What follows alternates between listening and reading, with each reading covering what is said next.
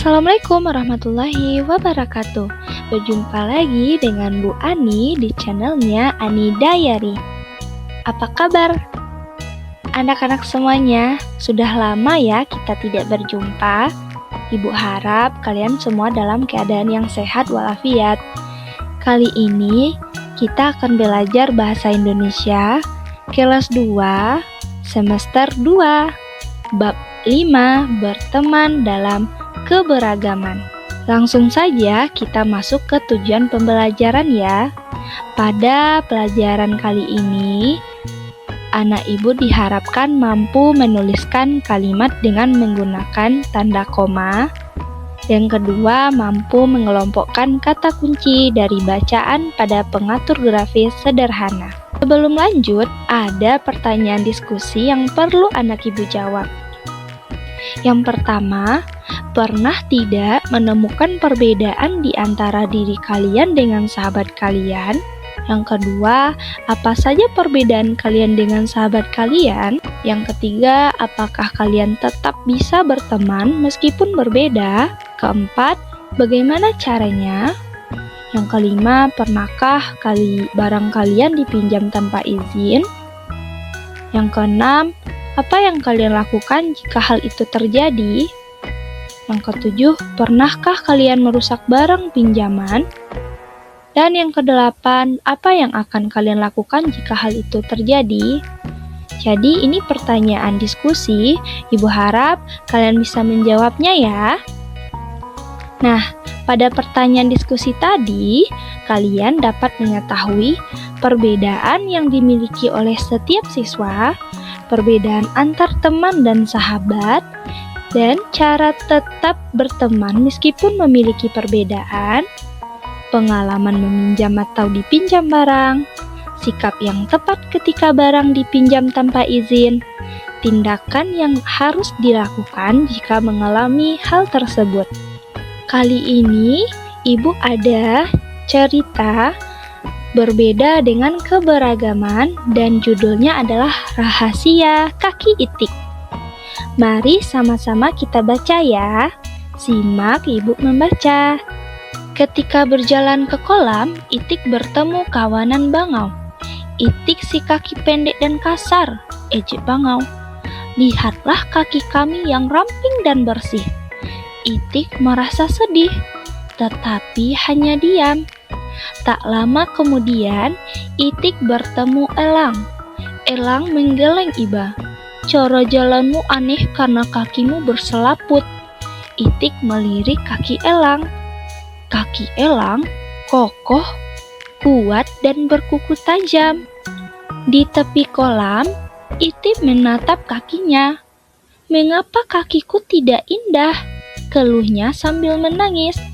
Beberapa ayam asik bermain di tepi kolam. Salah satunya terpeleset dan tercebur. "Tolong!" teriak ayam itu. Itik segera melompat ke kolam. Kakinya mengayuh dengan kuat. Itik berhasil menyelamatkan ayam. "Terima kasih, Itik," ucap ayam. "Untung saja kamu punya kaki istimewa." Itik sadar kakinya berguna untuk berenang. Itulah yang paling penting bagi seekor itik. Itik berenang dengan riang. Ia berjanji tidak akan lagi merasa minder. Nah, pada cerita Itik tadi ada kosakata baru yang akan anak ibu pelajari. Sebelum itu, cerita tadi menyenangkan bukan? Ya, kalau menyenangkan kita masuk ke kosakata baru ya. Iba, kawanan, dan minder. Nah, arti iba apa ya? Jadi, iba adalah berbelas kasihan atau terharu.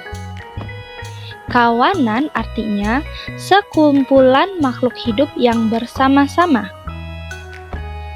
Minder artinya merasa tidak percaya diri atau merasa diri kurang dari orang lain. Itulah kosakata baru yang terdapat pada cerita Itik tadi. Cerita tadi adik-adik tahu nggak? Itu termasuk cerita apa? Oke, Ibu jelaskan ya. Cerita tadi namanya adalah fabel. Fabel adalah cerita tentang tokoh binatang. Dalam fabel, tokoh binatang berperilaku seperti manusia. Di sana juga dapat kita temui kata-kata ajaib. Sudah pernah kan mendengar kata-kata ajaib? Kalau sudah, mari kita ulas lagi ya. Pada cerita tadi ada kata tolong. Nah, kata tolong itu digunakan untuk meminta bantuan. Contohnya, tolong tutup pintu. Selain kata tolong, ada kata terima kasih. Kata terima kasih digunakan setelah menerima bantuan atau pemberian orang lain. Contohnya, terima kasih sudah membantuku. Kata permisi atau maaf digunakan untuk meminta izin secara sopan. Contohnya, permisi Bu, bolehkah saya bertanya letak perpustakaan? Kata silahkan digunakan untuk memberi izin secara sopan. Contoh, setelah selesai membaca, silahkan kembalikan bukunya ke rak satu persatu ya. Nah, kata maaf digunakan untuk meminta maaf setelah melakukan kesalahan. Contoh, maaf, apakah aku boleh meminjam penghapusmu? Atau yang lain, maaf ya, aku telah menyenggolmu. Itu adalah contoh kata maaf. Nah, kira-kira anak ibu pernah nggak menerapkan kata ajaib di sekolahnya? Kalau pernah, itu sudah bagus. Mari kita lanjut ke pelajaran berikutnya. Pada pelajaran kali ini, kita akan belajar tanda koma. Tanda koma digunakan untuk memerinci beberapa unsur. Contoh, kaki elang, kokoh, kuat, dan berkuku tajam. Tanda koma juga digunakan sebelum kata tetapi pada sebuah kalimat. Contoh, Itik merasa sedih, tetapi hanya diam. Dia bisa membedakan bagaimana penggunaan tanda koma, bukan? Kalau bisa, kita lanjut ya. Ada tambahan contoh tanda koma. Ibu membeli apel, jeruk, dan mangga di pasar. Contoh kedua, aku membawa buku, pensil, dan penggaris ke sekolah. Ini adalah penggunaan tanda koma untuk memerinci sesuatu atau beberapa unsur. Kita lanjut ya. Sekarang kita bahas bahasa. Di sini kita akan belajar kata sifat. Kata sifat berfungsi menerangkan sesuatu atau seseorang. Kata sifat ditulis setelah kata benda. Kata sifat menerangkan jumlah, keadaan, warna, atau ukuran. Ini contohnya ya, kata benda dan kata sifat. Contoh yang pertama, kue, coklat. Kue sebagai kata benda dan coklat sebagai kata sifat. Ini menerangkan rasa. Buku, tebal. Buku adalah kata benda, sedangkan tebal kata sifat. Ini menerangkan ukuran. Selanjutnya, bola, bulat. Bola kata benda, bulat kata sifat. Ini menerangkan bentuk. Sudah paham bagaimana kata benda dan kata sifat, bukan? Kalau sudah, mari kita lanjut. Pada pelajaran bab 5, anak ibu juga akan belajar antonim. Apa ya antonim itu? Antonim adalah lawan kata atau kata yang berlawanan dengan kata lain. Antonim dilambangkan dengan tanda ini. Contohnya, berat, ringan. Bisa kita perhatikan pada gambar.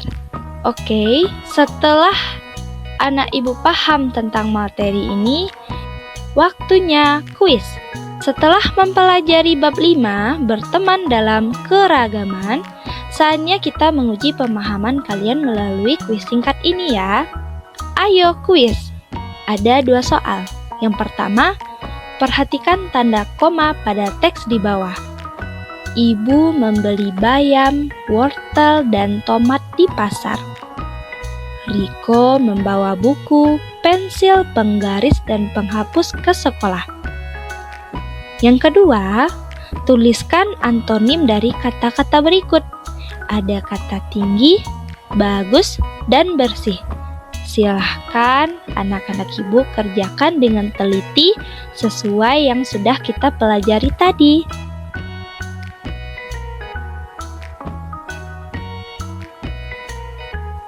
Oke, sudah ya. Kita masuk ke jawaban. Kita bahas bersama. Untuk pertanyaan pertama, perhatikan tanda koma pada teks di bawah. Ibu membeli bayam, wortel, dan tomat di pasar. Ini penggunaan tanda koma yang tepat. Apakah anak-anak ibu sudah benar? Kalau sudah benar, bagus. Kita lanjut ke soal kedua. Riko membawa buku, pensil, penggaris, dan penghapus ke sekolah. Ini adalah penggunaan tanda koma yang tepat. Kalau sudah benar sesuai dengan jawaban ini, berarti kalian hebat. Kita lanjut ya. Ini pertanyaan kedua. Tuliskan antonim dari kata-kata berikut. Tinggi, lawan katanya adalah rendah. Apakah ada yang benar dan sama? Kalau sama, berarti kalian hebat. Bagus, lawan katanya buruk atau jelek. Bersih, lawan katanya adalah kotor. Apakah anak-anak ibu sama semua jawabannya?